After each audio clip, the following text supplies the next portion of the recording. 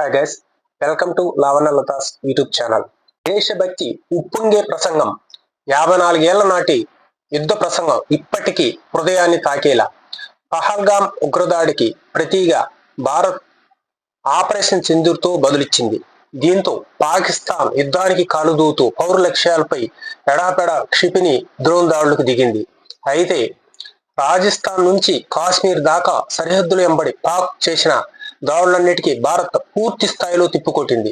అంతేకాదు, దాడుల దాటికి ప్రధాని షహబాజ్ షరీఫ్ బంకర్లో తలదాచుకునే పరిస్థితి ఏర్పడింది. ప్రస్తుతం ఇరు దేశాల నడుమ తీవ్ర యుద్ధ వాతావరణం కల్పిస్తోంది. ఈ నేపథ్యంలో దాయాద దేశం పాక్ గతంలో భారత్తో యుద్ధానికి దిగినప్పుడు భారత్ దేశభక్తిని చాటేలా ఎలా ఐక్యతగా వ్యవహరించింది, ఎలా చక్కబెట్టిందో తెలుసుకుందామా?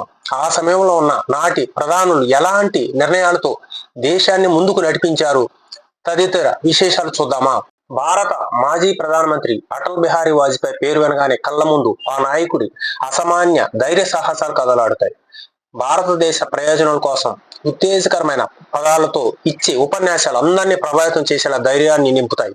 ఆయన చాలా డేరింగ్ గా పోఖ్రాన్ 2 అణు పరీక్షలకు అధికారం ఇచ్చి ప్రపంచాన్ని ఆశ్చర్యపరిచారు. దాంతోనే దశాబ్దాలుగా అణ్వాయుధ పరీక్షలపై ఉన్న తాత్కాలిక నిషేధానికి ముగింపు పలికారు. అందువల్లే ఇప్పుడు భారతదేశం అణ్వాయుధ దేశంగా మారింది. నాటి అమెరికా అధ్యక్షుడికి రహస్య లేఖ ఒకటి. 1999 కార్గిల్ యుద్ధం సమయంలో వాజ్పేయి అప్పటి అమెరికా అధ్యక్షుడు బిల్ క్లింటన్ కు ఒక రహస్య లేఖ పంపారు. అయితే క్లింటన్ ఆ సమయంలో జెనీవాలో ఉన్నారు. దాంతో ఆ సందేశాన్ని అమెరికా జాతీయ భద్రతా సలహాదారు శామ్యూల్ ఆర్ ప్యాడీ బెర్గర్ అందుకున్నారు. ఆ లేఖలో వాజ్పేయి వివాదాస్పద కాశ్మీర్ ప్రాంతంలోని భారత స్థావరాలను స్వాధీనం చేసుకున్న దళాలను వెనక్కి తీసుకోకపోతే భారతదేశం పాకిస్తాన్ పై దాడి చేయాల్సి వస్తుందని వాజ్పేయి హెచ్చరించారు.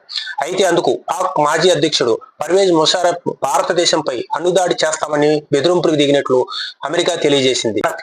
అంతే, మాజీ ప్రధాని వాజ్పేయి దానికి ఇలా సమాధానం ఇచ్చాడు.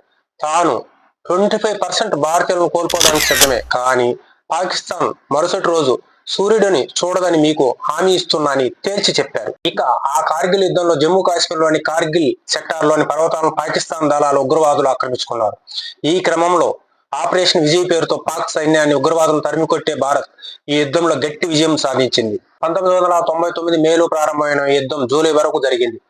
అయితే అధికారం లేకపోయినా 1971 భారత్ పాకిస్తాన్ యుద్ధం సమయంలో వాజ్పేయి నాటి ప్రధానమంత్రి ఇందిరాగాంధీ ప్రభుత్వానికి బహిరంగంగా మద్దతు ఇచ్చారు.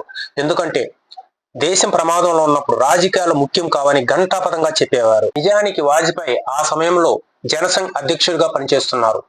ఆ తర్వాత ఆ జనసంఘ కాలక్రమంలో భారతీయ జనతా పార్టీగా బీజేపీగా ప్రముఖ ప్రతిపక్ష పార్టీగా అవతరించింది. దేశం ప్రమాదకర పరిస్థితుల్లో ఉన్నప్పుడు ఐక్యతకు పెద్దపీట వేసిన మహోన్నత వ్యక్తి. అలాగే మొదటి యుద్ధం టైంలో గుండెలు తాకే ప్రసంగం. పార్లమెంటులో అటల్ బిహారీ వాజ్పేయి ప్రసంగం చూస్తే నరాల్లో దేశభక్తి ఉప్పొంగేలా ఉంటుంది. ఆ హిందీ ప్రసంగం అనువాదం: మనం అగ్ని పరీక్షను ఎదుర్కొంటున్నామో, అగ్ని నుంచి బంగారం శుద్ధి చేయబడి బయటకు వచ్చినట్టుగా ఈ సమస్య నుంచి బయటపడి గెలుపు మనదే అయ్యేలా చేసుకుందాం. అలాగే మన సరిహద్దులను రక్షించుకుని పాకిస్తాన్ పాలకులకు మర్చిపోలేని గట్టి గుణపాఠం నేర్పిద్దాం. ఈ రోజు నేను ఏ రాజకీయ పార్టీ తరఫున మాట్లాడడానికి సిద్ధంగా లేను. ప్రస్తుతం దేశంలో మనమంతా ఒకే పార్టీ. మన మధ్య ఉన్న రాజకీయ విభేదాలు, చిన్న చిన్న సమస్యలను పక్కన పెట్టి యావత్ దేశం విజయం వైపు ముందుకు సాగాలి.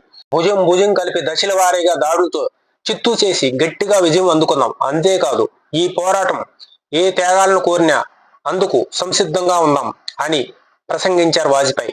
హృదయాలను కదిలించే ప్రసంగం ఇప్పటికీ చెవుల్లో మారుమోగుతున్నట్లే ఉంటుందంటారు రాజకీయ విశ్లేషకులు. మరో వీడియోతో మీ ముందుకు. Thank you guys.